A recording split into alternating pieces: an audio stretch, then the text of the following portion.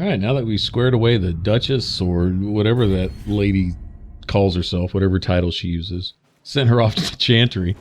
I guess Hawk's been patient enough. We might as well go ahead and deal with this Warden menace. It's kind of a festering wound, needs to be taken care of. For information on your lineage from a few interested parties at the Winter Palace. Andraste preserve me. Feel free to use those requests as kindling. No, I shall take them. I want to know who pines for our commander. We can use this to our advantage. I am not bait. Adamant Fortress has stood against the Darkspawn since the time of the Second Blight. Fortunately for us, that means it was built before the age of modern siege equipment. A good trebuchet will do major damage to those ancient walls. And thanks to our Lady Ambassador... Lady Cyril of Jadar was pleased to lend the Inquisition her sabers. They've already delivered the trebuchets. That is the good news. None of that accounts for the Wardens summoning a giant demon army. That is the bad news. The Inquisition forces can breach the gate, but if the Wardens already have their demons... I found records of Adamant's construction. There are choke points we can use to limit the field of battle. That's good. We may not be able to defeat them outright. But if we cut off reinforcements, we can carve you a path to Warden Commander Clarel. So our plan is to lay siege to a legendary fortress filled with demons. It'll be hard fought, no way around it. But we'll get that gate open. It's also possible that some Wardens may be sympathetic to our cause. The warriors may be willing to listen to reason, though I doubt they will turn against Clarel directly. The mages, however, are slaves to Corypheus. They will fight to the death. We've built the siege engines and readied our forces, Inquisitor. Give the word, and we march on Adamant. I guess it's about that time.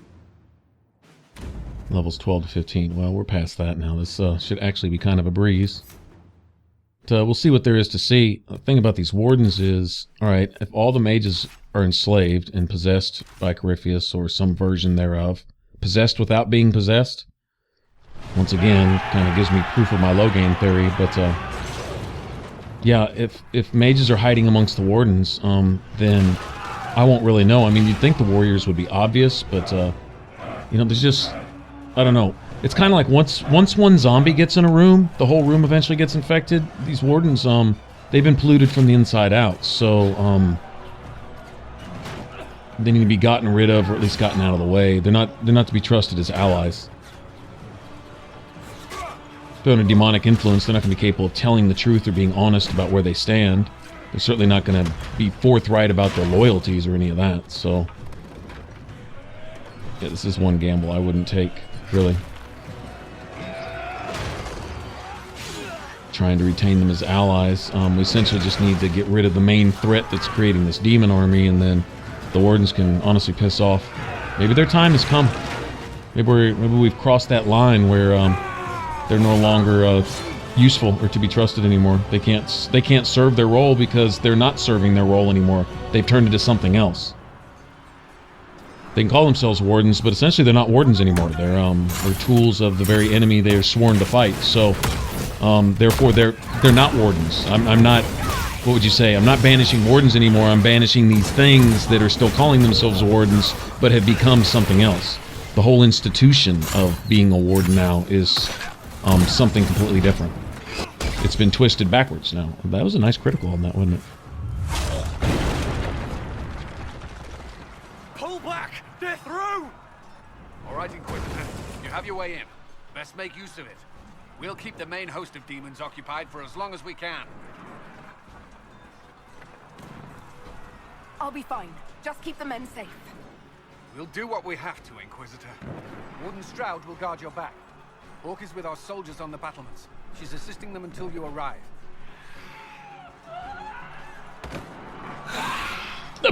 Like he just did something. There's too much resistance on the walls. Our men on the ladders can't get a foothold. If you can clear out the enemies on the battlements, we'll cover your advance.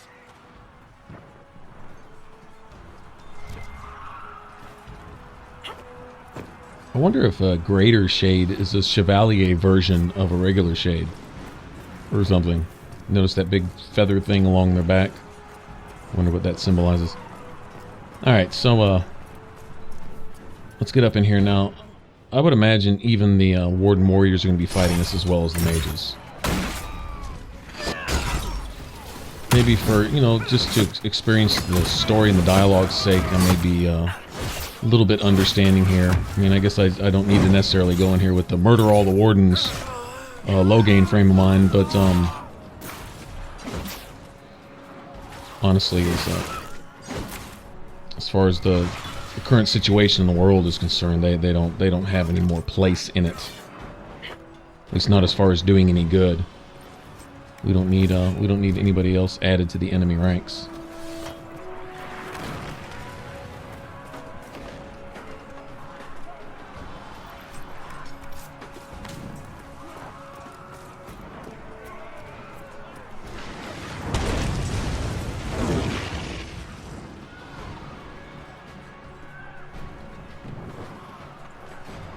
Stick this in your taint.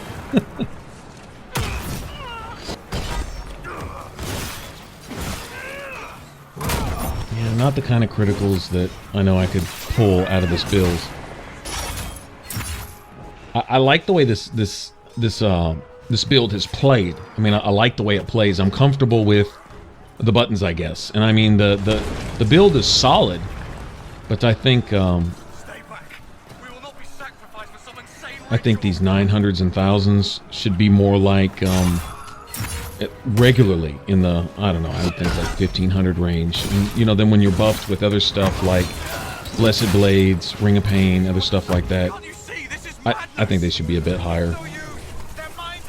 And true enough, you know, lack of equipment right now is part of it. There's some things that I know I would put on my equipment if I had it.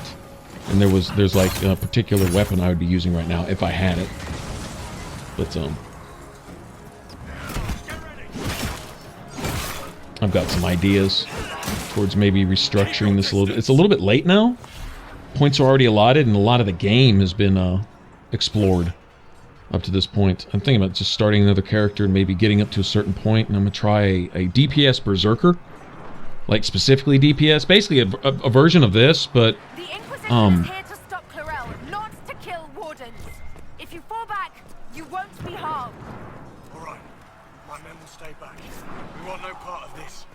Deal with Clarel as you must. Interesting. Wonder if they mean that. But yeah, I think maybe making another build, and when I get to about level 15 through 20, I'll just buy a respec amulet. What I want to do is I want to get a set of equipment geared towards a DPS berserker. Very, very similar to what I have here, with maybe some few changes, mostly in equipment, right?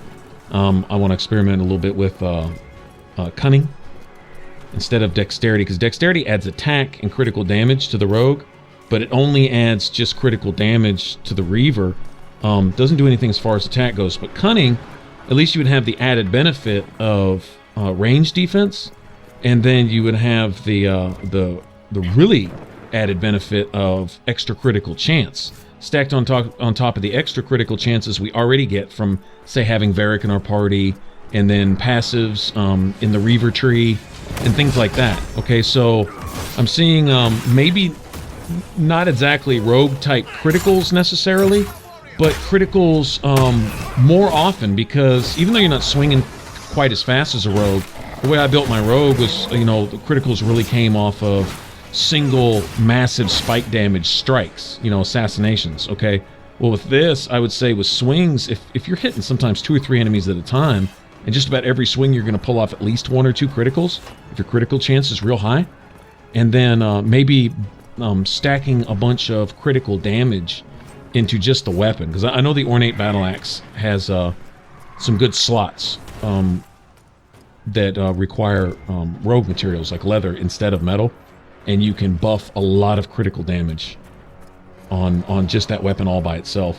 And I'm thinking if we could pull off a lot of armor penetration and really high critical chance, and we can hit multiple targets and get in there, and then you start stacking in extra damage buffs from, you know, the Reaver tree and stuff like that, Ring of Pain, I think it could be pretty amazing. I also came up with a pure Dragon Reaver build also.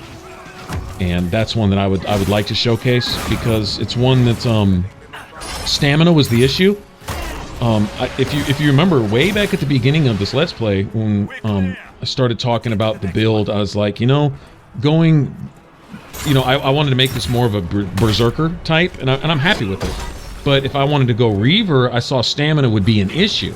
That there's probably a way to work around it. It's just, a particular build, and I found one. I found a build that's that makes stamina management relatively easy and requires essentially no weapon skills. It's a pure Dragon Reaver. You go Dragon Rage, and you live and die by Dragon Rage. And if you build it right, you can live more than die by it. I know it can be a pretty dangerous build if certain things aren't in place, but there's some combinations of passives and some things you can do that can make it brutally effective and keep your stamina and your health manageable. It's I don't know, I think it's pretty cool. Haven't really seen one like it. I'm not saying there's not a YouTube video out there, because there's millions of YouTubers. Somebody else had to have thought of it. I'm no genius, but I haven't seen one like it personally. So, as far as I'm concerned, at least I can put my thumbprint on it in that I came up with it. I didn't copy it from anybody. So, I can say that. So it's my own little, trademark Dragon Reaver, Dragon Rage build. And so, yeah, I've got Dragon Age 2 to deal with. But maybe kind of in between, during some free hours, should I ever have any, I can, play my Reaver here and there and work my way towards showcasing those two builds. In fact, I may do a playthrough where I pretty much bypass a lot of the side stuff and just go for, materials and items that I'll need specifically for the gear that I'm looking for. Certain quests where I might find something I want, although I'm not looking for any unique weapons necessarily. Amulets of power are good, but other than that, ornate battle axe can drop anywhere. It's just it's a tier 3 schematic. I guess once you hit around level 12, 15, something like that, probably start popping up. I wasn't lucky to get it on this playthrough, which is very strange. Opened a lot of chests. You'd figure by now I would have found one, but I didn't. But yeah, if I can find an ornate battle axe and maybe even lean towards a rogue set of armor for the DPS berserker, and then Good work. Stay with my forces and see that they survive this. I'll keep the demons off them as best I can. and maybe actually for both builds. I don't know. Maybe you start throwing Dragon Rage, Devour, and things like that in there, and you're not going to pull 100% crit chances with really high cunning and stuff like that, but you're going to have really high critical hit chance. And maybe, anyway, I'm just mumbling to myself now. So, all right, yeah. Anyway, putting some thought into it. So that's probably what I'll do. I'll probably showcase both those builds, kind of alternate versions of this one. Well, the Dragon Rage one is way out there by itself. Like I say, you really don't have any weapon abilities, which sounds crazy, but it's neat. It's neat what I came up with, and it works. I actually tested it a little bit, but didn't have any really good stuff to test it on because there weren't any more dragons and things like that available. So what I need to do is get in a situation where I can go toe-to-toe with some enemies that are leveled right there with me and showcase exactly what that build is capable of. It's pretty nasty.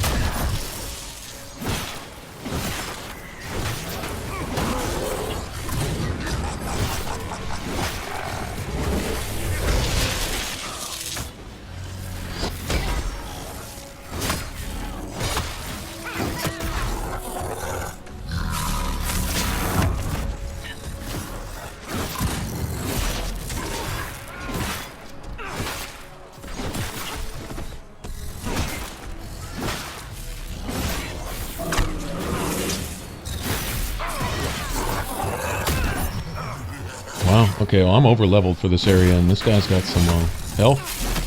He really does. This Pride Demon means business. And now, see, he hits me once with the Lightning Whip and takes my entire bar of guard. I mean, like, all the guard.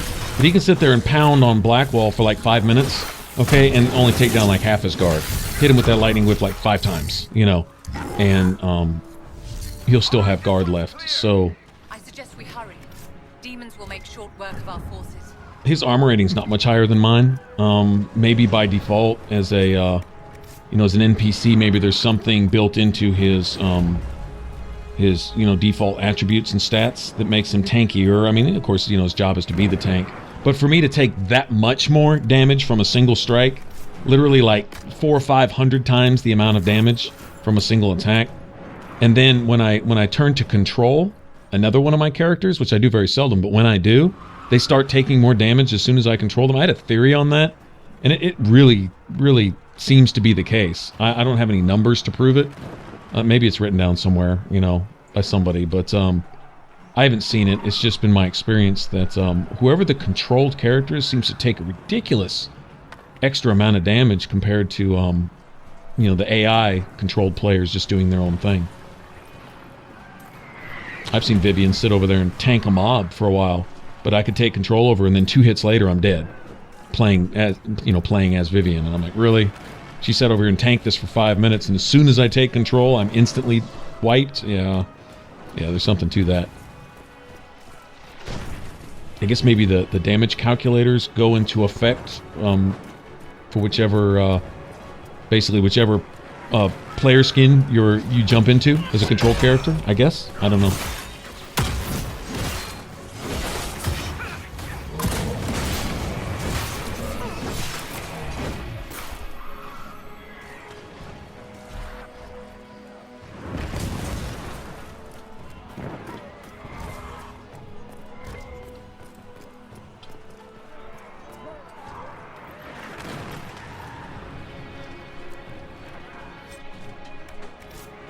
Cool. I wonder if that's a set loot item. Like I say, if I don't get this one schematic, I'm pretty much set as far as equipment goes. Basically roll with this. I think I can honestly say, except for earlier on, crafting a few pieces, you know, a few sets of armor for some of my party members. I haven't really gotten into crafting gear for them. Like I haven't really made any sexy-licious staffs or bows for Sarah or any of that. I made some weapons for myself, and I give them pretty much default stuff. Most of the time, I don't even think to put a grip or a blade on their staves, you know, or a grip on Sarah's bow. I really don't even think about it.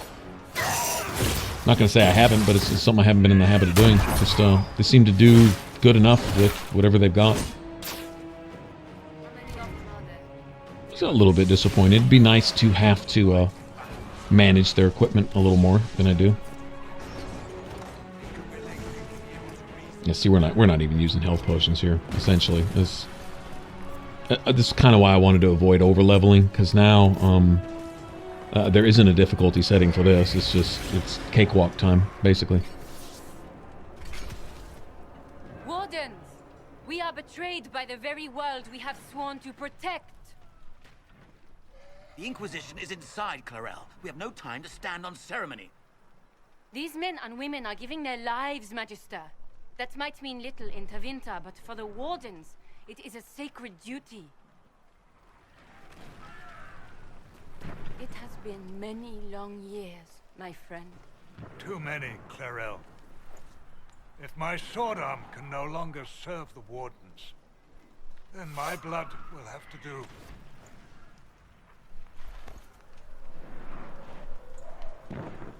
It will. Okay, well, you can't just do that, right? No matter what your sense of duty is, at no point can you warp your mind into thinking that's somehow okay. Stop them! We must complete the ritual! In other words, no excuse. I don't want to hear it. I say bullshit to any excuse you might have for that.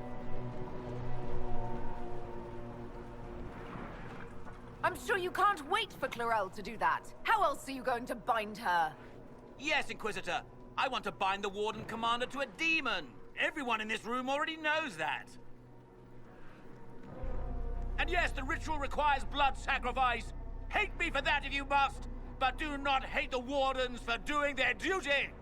We make the sacrifices no one else will. Our warriors die proudly for a world that will never thank them. And then your Tavinta ally binds the mages to Corypheus. Corypheus? But he's dead. These people will say anything to shake your confidence, Clarel. Don't act surprised. You have to have tried to be that much of a fucking tool. This isn't some misunderstanding, lady. Bring it through. Of course you would say that.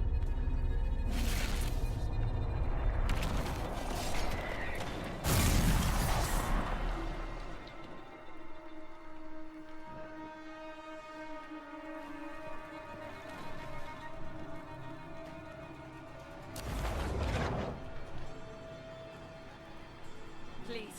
I've seen more than my share of blood magic. It is never worth the cost.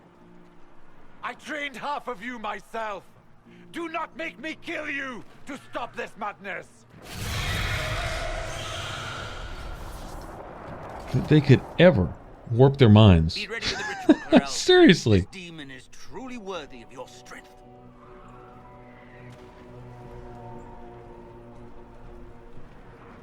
Blackwall, can you talk some sense into them?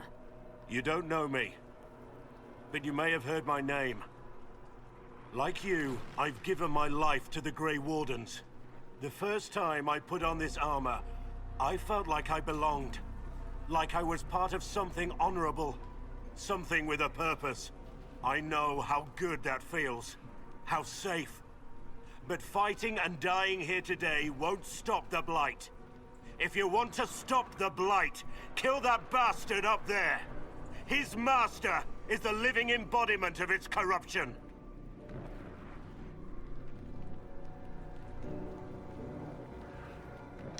They're tools. That I could sway him that easily, I can't respect that either.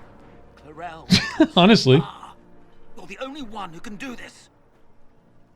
Perhaps we could test the truth of these charges to avoid more bloodshed. Or perhaps I should bring in a more reliable ally.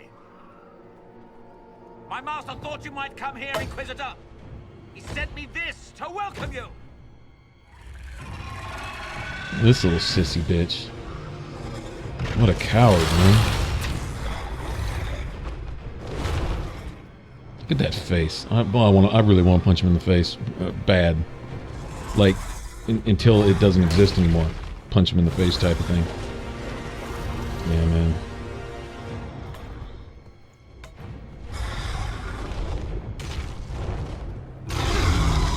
This makes him all kinds of happy, doesn't it? Don't act surprised, bitch. Seriously, don't even act surprised. You don't get that. You don't get that benefit. No, no, no, no.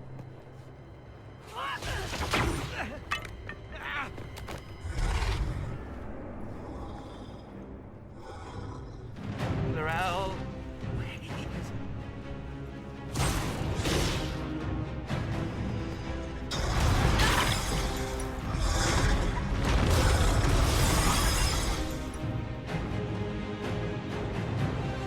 Help the Inquisitor!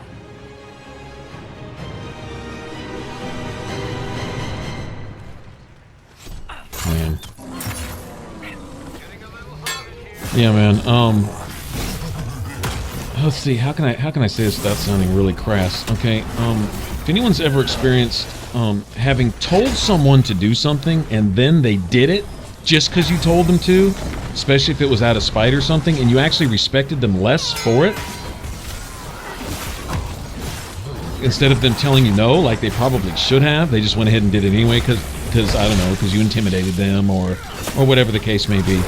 But this is kind of that case, like, you know, wardens don't do this, so they've been killing each other all along, and if you've got enough faith in your particular cause to be able to kill your own brother over and over and over, and override your own conscience in the act of killing your brother repeatedly, and watching it get done, and not putting your hand to stop anybody from killing these innocent people in front of you, these people who've sworn their lives to your cause that you gave your life for, and you're willing to take their life to murder them repeatedly, over and over again, which they've been sacrificing each other here for who knows how long under this Tevinter guy, this piece of crap, okay?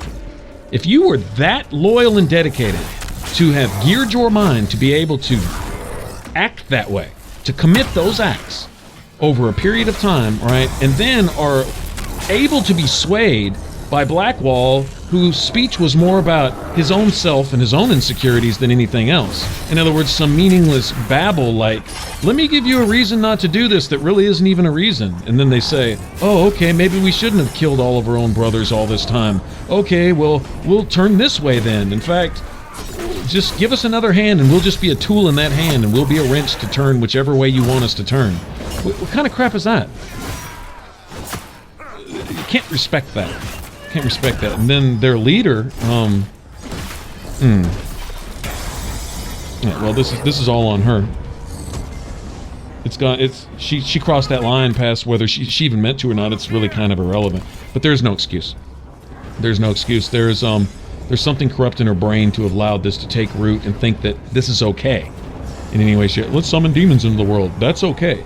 You can't make that okay. There is nothing. There's not a single thing that a sane, rational, reasonable, uncorrupt mind could possibly, there's no good thing in that. I don't know. So anyway, I'm not going to respect the Wardens either way here. They're not what they were. These aren't the Wardens anymore. These are just a bunch of mindless tools.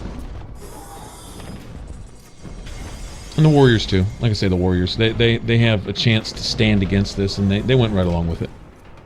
Whether you're swinging the knife or you're taking the knife to give your life, you know, to bring demons into the world. Either way, it doesn't matter. Just as guilty. It's almost worse to stand by and watch it be done. It's one thing to take somebody's life, especially if it's like anger or something like that. I'm not saying it's understandable, but I get that. But to sit there and stand by and just watch and not react to the compassion, which would have to at some point tug at your heart and say, hey, maybe you should prevent this this deed from occurring, and you don't. I don't know how you can live with yourself. At some point you'd have to harden your heart and your conscience and say, well, in for a dime, in for a dollar.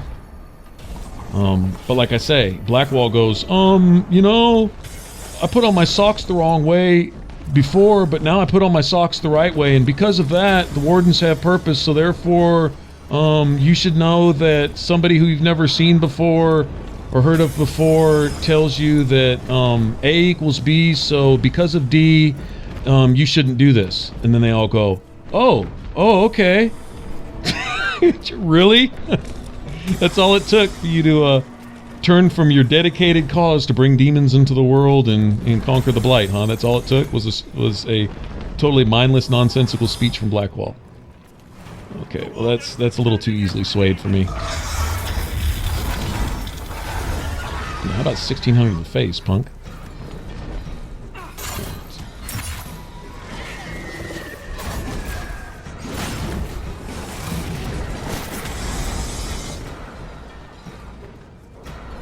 I guess all these demons are a result of all the Wardens that have been sacrificed already. Pleasant thought. I'm not sure what those pools there are doing. Are they debuffing us? They don't really seem to be doing any damage. Let's see, is it taking spirit damage? Oh, I don't think so. I'm not taking any damage over time either. So I guess it's a debuff. It's got to be something. I mean, they wouldn't just be sitting there swirling on the ground for nothing, for no reason, I wouldn't think.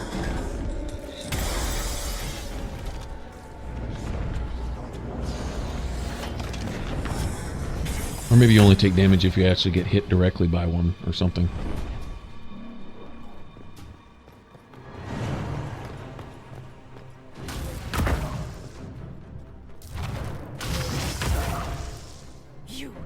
You've destroyed the No, you did.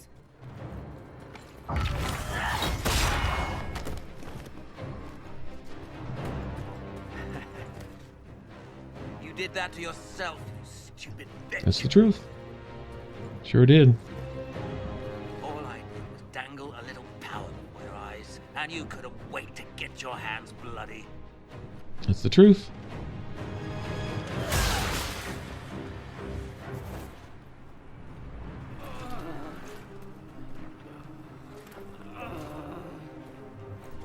You could have served the new god.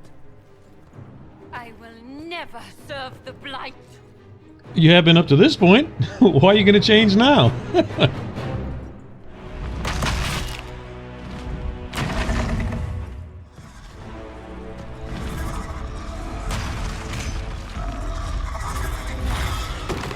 That's a fitting end for her.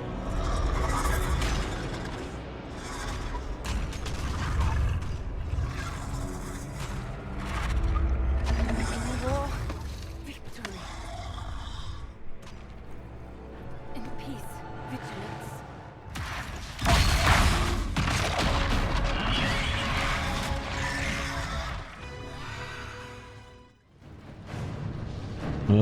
That's not good.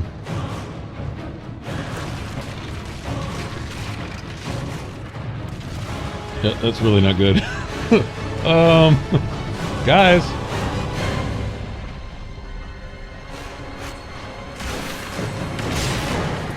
Nice, that mark is good for something. Alright, well, we'll see where that leads us. Alright, man. Thanks for watching, guys. Okay, well, at least we took care of the Wardens for the time being. If you want to subscribe, click that button over my head. If you want to catch the rest of my videos, click the box on the left, and we'll see where we went in the next one. Y'all take care. Bye-bye.